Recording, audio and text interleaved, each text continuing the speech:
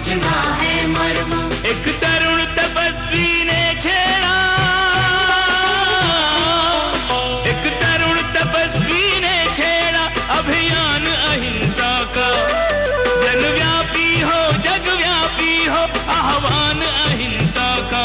यही मुनिवर की कामना, यही गुरुवर की भावना।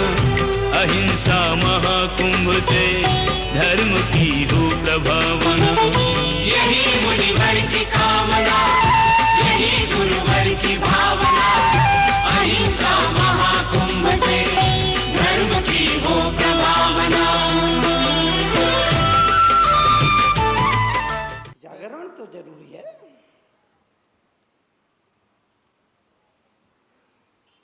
क्योंकि जगा हुआ हर आदमी, राम ही श्री कृष्ण है, बुद्ध है, भगवान महावीर है, जगा हुआ। और सोया हुआ हर आदमी कंस है, रावण है, कमठ है।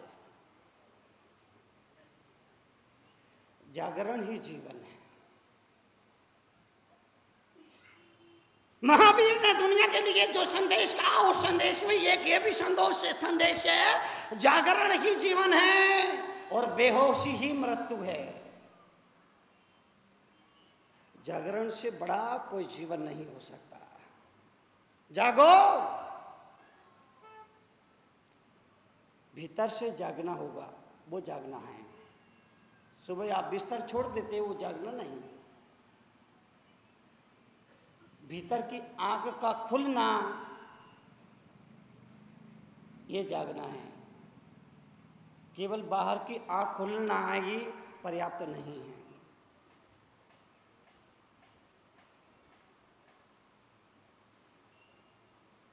जहांपनाह अकबर ने बीरबल से पूछा, बीरबल दुनिया में आंख वाले कितने लोग हैं और अंधे कितने लोग हैं? बीरबल ने कहा, महाराज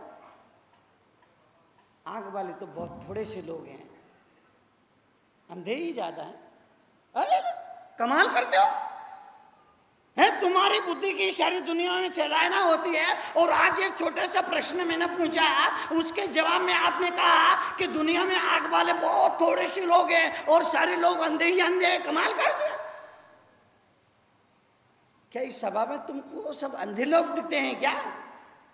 अरे एक भी अंधा हो तो जरा बोल के बताओ, फिर आप किस आधार पर कह सकते हैं कि दुनिया में आंख वाले कम, अंधे ज्यादा? बीरबल ने कहा, महाराज थोड़ा सा वक्त मिले तो इसका जवाब मैं दूंगा। बोले कोई बात नहीं, 24 घंटे की मोहलत देता हूं। बीरबल एक आदमी को लेकर नगर के चौराहे पर एक फटा हुआ जूता हाथ में यूं घुमाता हुआ खड़ा हो गया। साथ में आदमी था, उसके पास कॉपी पेन था, चौराहे पे खड़ा था, जूते को यूं फटा हुआ जूता यूं घुमा रहा था। वहां से मंत्री निकला, उसने देखा, अरे बीरबल, तो उसने पूछा, बीरबल तुम क्या कर रहे हो? बीरबल ने कहा, लिखो इसका नाम।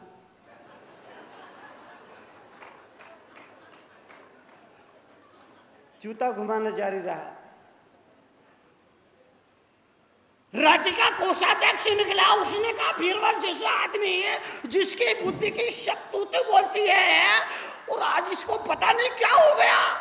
पूछा, बीरबल क्या कर रहे हो? इसका भी लिखो।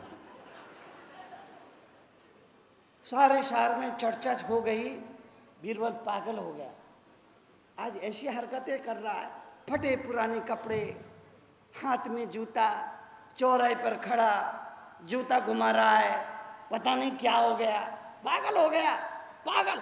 जो भी निकला उसी ने पूछा क्या कर रहे हो, जो भी निकला उसी ने पूछा क्या कर रहे हो। बीरबल सबके नाम लिखता गया। समाचार अकबर तक पहुंचा, बीरबल पागल हो गया। बीरबल भी आया अपने दल बल के साथ, बग्घी में बैठकर देखा, बांके में चौराहे पे खड़ा फटा हुआ जूता यूं घुमा रहा।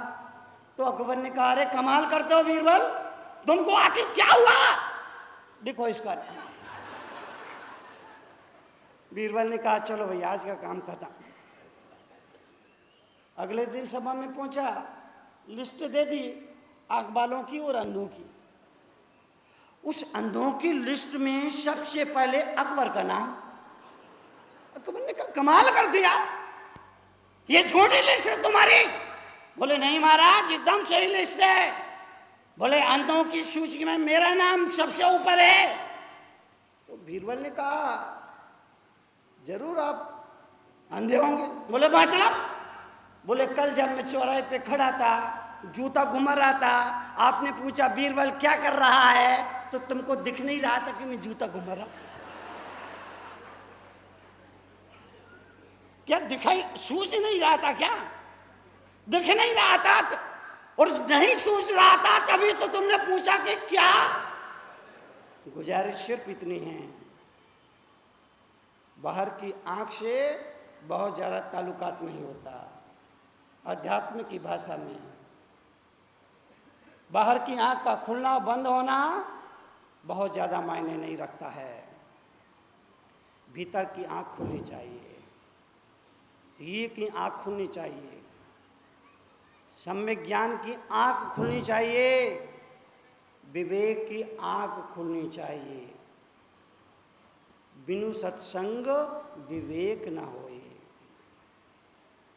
ईश्वरी इस मुल्क में जो थोड़े से समझदार लोग हुए, उन्होंने कहा बिना सत्संग के विवेक नहीं मिलेगा। पैसा महत्वपूर्ण है, लेकिन पैसे से ज्यादा महत्वपूर्ण है वस्तु। आपको जोरों की भूख लगी हो और कुछ खाने को वस्तु ना हो, तो पैसे की क्या वैल्यू? पैसा महत्वपूर्ण है, पैसे से ज्यादा महत्वपूर्ण है वस्तु, वस्तु से ज्यादा महत्वपूर्ण है शरीर, शरीर से ज्यादा महत्वपूर्ण है प्राण, और प्राण से भी ज्यादा महत्वपूर्ण है विवेक। वो जीवन को बदलता है, वो जीवन में परिवर्तन लाता है।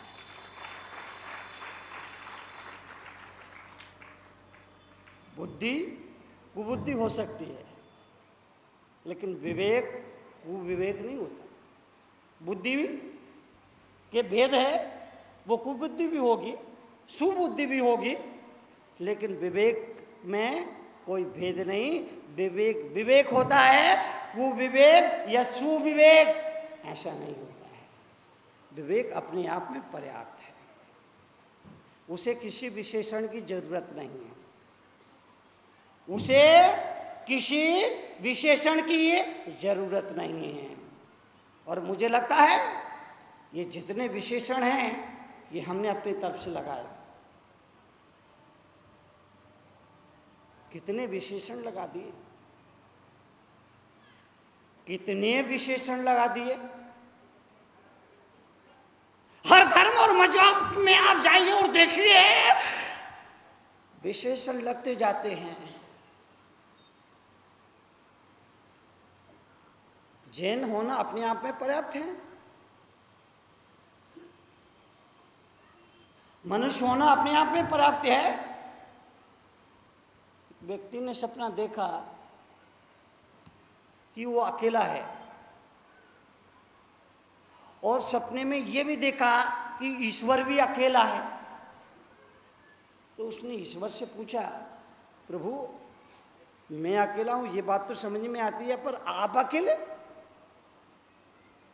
तो ईश्वर ने कहा, हाँ भाई मैं अकेला हूं।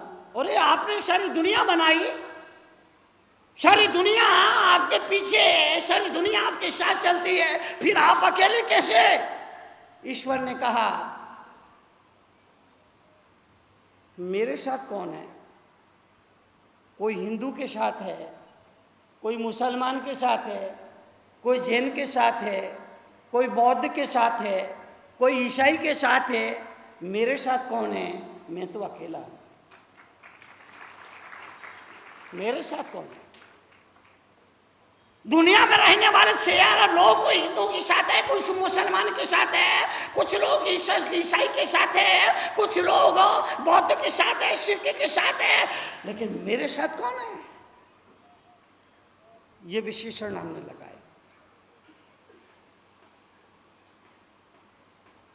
दिगंबर जैन, श्वेतांबर जैन, ये विशेषण हमने लगाए। मंदिरों को हमने बदल दिए, दिगंबर मंदिर, श्वेतांबर मंदिर। फिर दिगंबर मंदिर में भी तेरापंथी मंदिर, फिर तेरापंथी मंदिर में भी शुद्ध तेरापंथी मंदिर। कई बार मुझे पढ़ने में आता है शुद्ध तेरापंथी, इसका मतलब कहीं अशुद्ध तेरापंथी भी होता होगा। घी के आगे लगाने की, विशेषण लगाने की कोई जरूरत नहीं। ऐसा लिखने की जरूरत नहीं, यहां शुद्ध देशी घी मिलता है। और जहां ऐसा लिखा हो, समझना कुछ गड़बड़ है। यहां शुद्ध देशी घी मिलता। अरे घी अपने आप में परिपूर्ण है, शुद्ध लिखने की जरूरत नहीं है, लेकिन हम विशेषण लगाते हैं। कितना अफसोस है, आदमी पाप खुद करता है और फिर भगवान से बोलता है, हे भगवान बचाओ बचाओ। मैं बिहार करते हुए जा रहा था, रास्ते में एक मंदिर पड़ा, उस मंदिर पर लिखा था संकट मोचन हनुमान जी का मंदिर। संकट मोचन, पाप करो तुम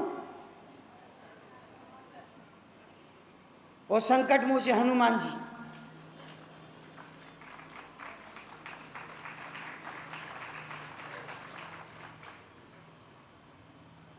संकट मोचन हनुमान जी, मुझे लगा कि आदमी पाप करे और संकट मोचन हनुमान जी। तो याद रखना, हनुमान जी राम के संकट मोचते हैं, रावण के नहीं मोचते। राम मानो, हनुमान जी आएंगे 100 बार नहीं 1000 बार आएंगे तुम्हारे संकट को मोचने के लिए, लेकिन कब? जब आप राम बनोगे। हनुमान जी को आना पड़ेगा, बार बार आएंगे, 100 बार आएंगे, 1000 बार आएंगे, लेकिन अगर रावण जैसा हमारा जीवन हुआ, तो रावण जैसा जीवन हुआ तो हनुमान जी संकट मोचन नहीं आते हैं, बल्कि उसके लिए खुद ही संकट खड़ा कर देते हैं। ये विशेषण हटाओ। मैं तो लोगों से कहता हूं, जैन समुदाय के बीच में जब मैं बैठता हूं तो कहता हूं, ये दिगंबर श्वेतांबर जैसा विशेषण जो है ना, 2-4 साल के लिए कचरे के डिब्बे में डाल दो।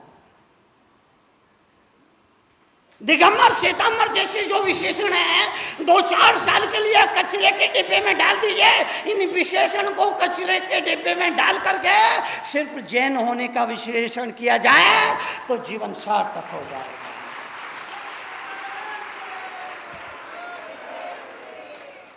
वक्त की न जगत को पहचानिए। संपूर्ण मनुष्य एक है, वही खून, वही हड्डी, वही मज्जा, वही सप्त धातु। मरने के बाद शमशान की हड्डियों को उठा करके ये ज्ञात कर पाना मुश्किल है कि इसमें कौन हिंदू है, कौन मुसलमान है। जीवन के गुजारिश के लिए, जीवन के परिवर्तन के, जीवन की समृद्धि के लिए आए। इसीलिए भारत जैसे मुल्क ने दुनिया को एक संदेश दिया, वसुदेव कुटुंबकम। सारे ब्रह्मांड को हमने कुटुंब माना, सारे ब्रह्मांड को। सारी दुनिया को, सारी जगत को हमने एक परिवार माना। और आपसे गुजारिश होगी कि प्रभु की सृष्टि में किसी मनुष्य का अपमान ना हो, ऐसा हमारा व्यवहार है। तुम्हारे घर कोई नौकर है, नौकर को भी नौकर मत कहो, बल्कि वो भी तुम्हारे परिवार का एक सदस्य जैसा है। तुम्हारा उसे कोई प्रारब्ध होगा, तभी तो तुम्हारे घर में झाड़ू पोंछा लगा रहा है। कोई प्रारब्ध, कोई प्रारब्ध तुम्हारे उससे जुड़ा होगा, तभी तुम्हारे घर में आज झाड़ू पोंछा लगा रहा है। और दरअसल वो झाड़ू पोंछा नहीं लगा रहा है, बल्कि तुमको बता रहा है अगर पुण्य ना किया तो ये हालत कल तुम्हारे जीवन में भी घट सकती है, कल जीवन में भी प्रकट हो सकती है। किसी को बेचारा मत कहो। प्रभु की सृष्टि में किसी को बेचारा मत कहो, क्योंकि मेरा अपना मानना है किसी को बेचारा करना यह मनुष्यता का अपमान है। किसी को बेचारा मत कहो, यह मनुष्यता का अपमान है, क्योंकि मनुष्य भी तो प्रभु का वरदान है। ये आदिनाथ और पार्श्वनाथ का देश है, ये जगन्नाथ और विश्वनाथ का देश है। आदिनाथ और पार्श्वनाथ के देश में कोई अनाथ नहीं होता है, विश्वनाथ और जगन्नाथ के मुल्क में कोई अनाथ नहीं होता है। यहाँ सभी नाथ है, क्योंकि सभी के साथ जगन्नाथ है, विश्वनाथ है, आदिनाथ है, पार्श्वनाथ है। कोई अनाथ नहीं। किसी का अपमान मत करो। चीथड़ा है, उसका भी अपमान मत करो। चीथड़ा, उसकी क्या हैसियत होती है। लेकिन इस मुल्क में ये सिखाया, ये बताया, ये समझाया गया, चीथड़े का भी अपमान मत करो, उसने भी कभी किसी के तन को ढका है, उसका भी अपमान मत करो। धूल का भी अपमान करो मत करो। अगर आपने धूल का अपमान किया, वो धूल भी अपने अपमान को बर्दाश्त नहीं करेगी। धूल को ठोकर मारोगे तो वो बदला लेने के लिए उड़ करके तुम्हारे सिर पर आएगी। धूल धूल धूल, उसका भी अपमान मत करो। अगर कोई बड़ा आदमी ये कह रहा है मैं कुछ भी नहीं हूं, तो ये उसका बड़ापन है। सब कुछ होने के बाद बड़ापन है। लेकिन इस बड़ापन को दिल से माने तब ठीक है, नहीं तो लोग चापलूसी करते हैं, खुशामदी करते हैं। और जो खुशामदी करने वाले लोग हैं, चापलूसी करने वाले लोग हैं, जब वो कह रहे हैं और साहब हम तो आपके चरणों की धूल हैं, तो तुम भी कहना हाँ मैं भी तुमको इसी लायक समझता हूं। फिर देखना मजा। जब कोई कह रहा हो हम तो आपके चरणों की धूल है, तो तुम कहना हाँ मैं भी तुमको इसी लायक।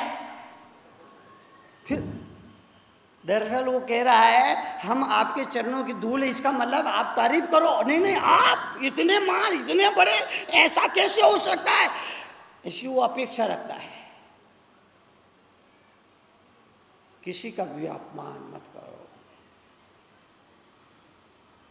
किसी को बेचारा कहना ये भी मनुष्यता का अपमान है, इसे स्वीकार करो, करना पड़ेगा।